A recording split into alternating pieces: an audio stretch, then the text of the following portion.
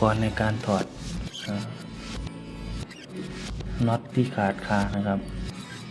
ก็จะมีทางภาพนะครับหลักๆก็คือเราจะมีดอกสว่านนะครับเอาดอกเล็กเจาะก่อนครับเราต้องเจาะนำดอกเล็กแล้วก็ให้มันถึงจะเจาะง่ายครับเรียงลำดับไปเลยครับเจาะมาเราเจาะประมาณ4 ดอกแล้วก็มีดอกอันนี้เขาเรียกภาษาช่างภาษาง่ายๆก็คือเอาไว้บ่งครับดอกเกี่ยวซ้ายอุปกรณ์พิเศษปิดเกี่ยวซ้ายครับนี่ก็คือค้อนแล้วก็ขีมล็อกประมาณนี้ครับหลักๆแล้วก็สว่านผมใช้สว่านตัวนี้ครับตัวนี้เอาอยู่ครับอันนี้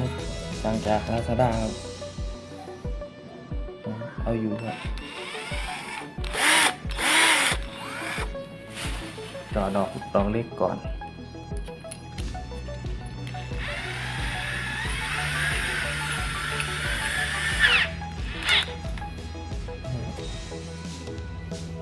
ถ้าเจาะไม่เข้าหรือยังไงก็ต้องเจียร์คมวง3อยู่ที่180ครับจะเข้าเลยถ้าเจียร์ได้นี่คมเลยครับเครื่องมือถึงไม่ดีมันก็เจาะเข้าครับถ้าดอกเราคมก็ประมาณนี้ครับแล้วก็ส่วนริมผมซื้อมาแล้วคือเป็นริมแบบนี้ครับอันนี้ไม่ถึง100ครับแล้วก็สายพานอันนี้เป็นสายพานได้ชาร์จ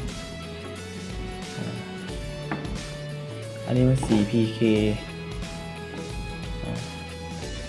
800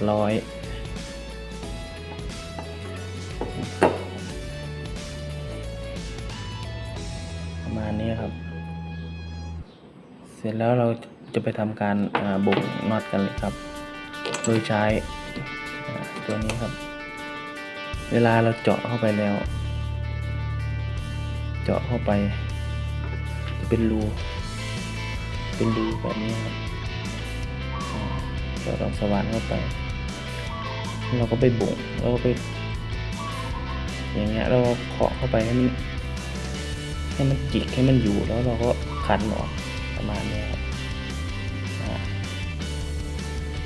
ทำไมเราต้องขันทะลุเพื่อให้มันยุบตัวให้มันออกง่ายๆประมาณนี้ครับผมแล้วเราไปดูวิธีทำกันเลยครับ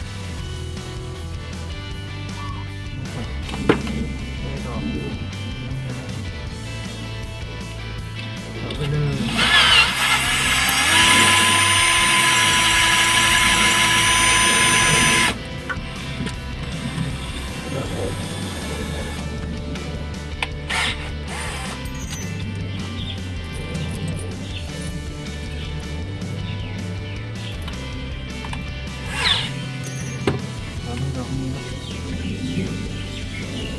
เดินกันเลย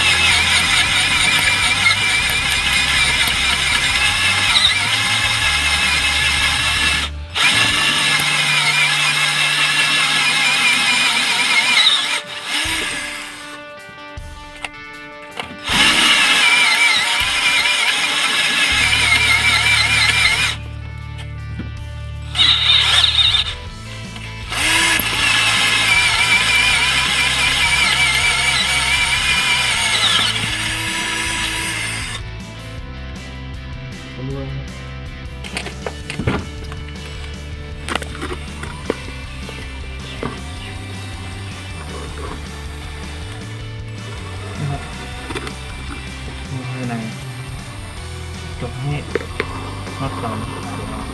คู่ก่อนเดี๋ยวเรามาเจาะเรื่องเร็วๆ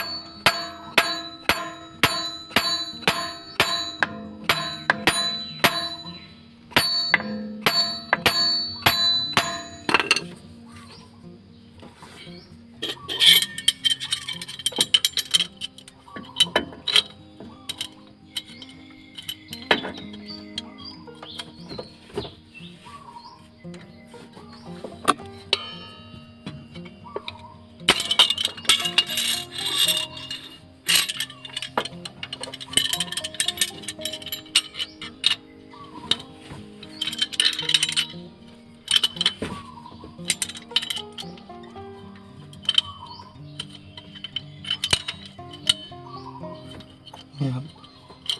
เราเอาตัวบ่ง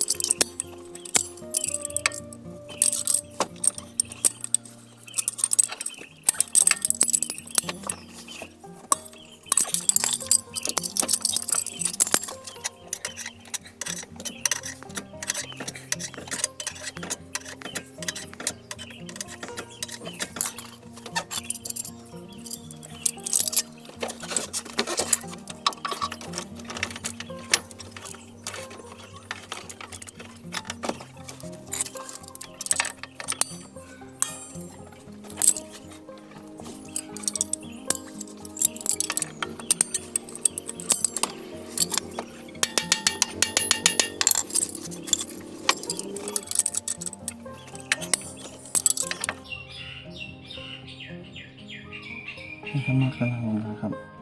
คือการบ่งเกลียว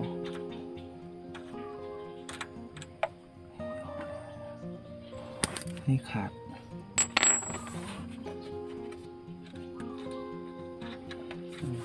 ครับนี่เอาตัวนี้บ่งครับโอเคเกลียวไม่เสียหายครับเกลียวไม่เสียหายเราจะมาดูวิธีการใส่ต่อครับ